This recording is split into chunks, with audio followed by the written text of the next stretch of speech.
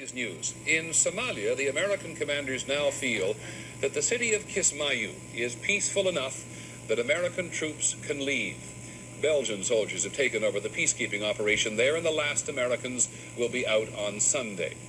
Tonight, we choose one American who has done more than any other to make it possible. Both sides have screamed and yelled at me about clearly backing the other side. And over time, they have each come to believe that all I care about is peace. I just want an end to the war. This week, an end to the war in Somalia's port city of Kismayu may finally be a possibility. The followers of Kismayu's rival warlords have been turning in large caches of their weapons to Colonel Mark Hamilton.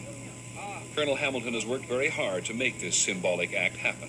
A MiG-21 rocket pod that they've taken off and mounted on a Toyota pickup.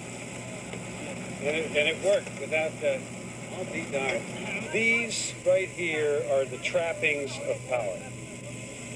These are the crowns or the signet ring, and they're turning them in. When you do that, you say, I am voluntarily giving up this artificial power. Colonel Hamilton, U.S. Army, was assigned by the U.S. command in Somalia to mediate a truce between Kismayu's two rival political military leaders. This is not the first time he has done it. Colonel Hamilton is given credit for persuading El Salvador's rebel fighters it was in their best interest to lay down their arms and go to the peace table with the Salvadoran government in 1991. He believes in the causes that he is involved in, and I think that's probably what stood him in good stead.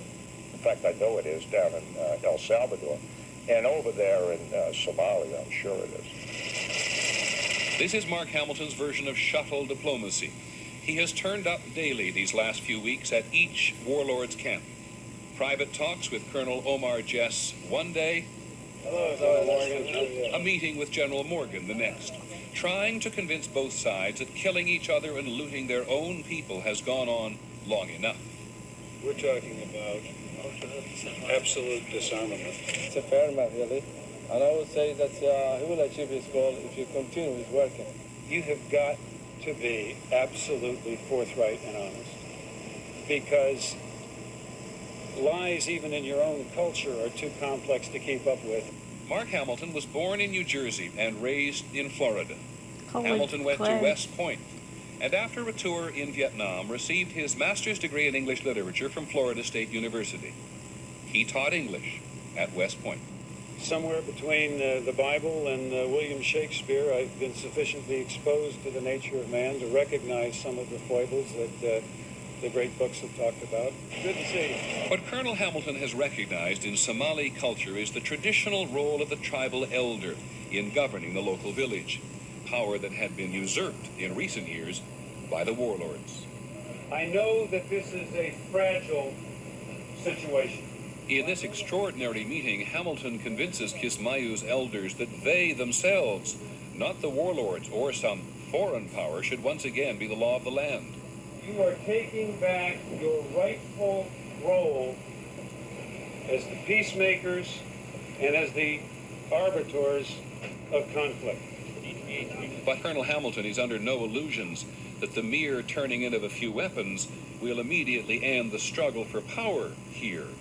Which is why I told them that the enemy here is not the weapon. It's hatred and fear. Mark Hamilton has never presumed to end this war by himself, but he just may have given these people the will and the way to do more on their own. I count on that instinct of man to recognize sincerity and to recognize truth. And it seems to work. It seems to work so far anyway. And so we choose Colonel Mark Hamilton, English professor and diplomat in uniform. He's about to move on to a new assignment. He has a book to finish, but we suspect that his employers will want him in some new trouble spot. There are peace negotiations elsewhere in need of a good man. That's our report on World News Tonight. I'm Peter Jennings.